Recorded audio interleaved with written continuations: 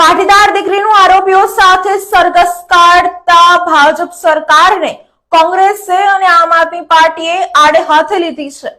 જી હા દર્શક મિત્રો, અમરેલી તાલુકા પંચાયત પ્રમુખના નકલી લેટર પેડ પર સ્થાનિક ધારાસભ્યને બદનામ કરવાનું કાવતરું ઘડવામાં આવ્યું હતું।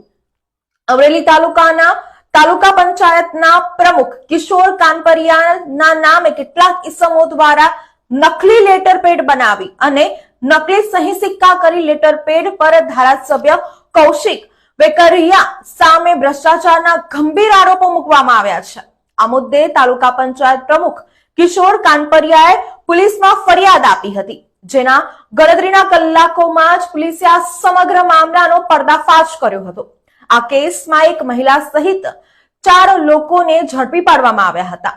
આ મામલામાં પાટીદાર દીકરીનું જે કુંવારી દીકરી હતી તેનું આરોપીઓની સાથે જ સરઘસ કાઢવામાં આવ્યું હતું, જેના અનેક જગ્યાએ ઘેરા પ્રત્યાઘાત પડી રહ્યા છે। આ અંગે કોંગ્રેસના નેતા પ્રકાશ દુધાતે મુખ્યમંત્રી ભૂપેન્દ્ર પટેલને પત્ર લખ્યો હતો, તો પાટીદાર સમાજ પણ આક્રોશમાં જોવા મળી રહ્યો છે આ મામલે।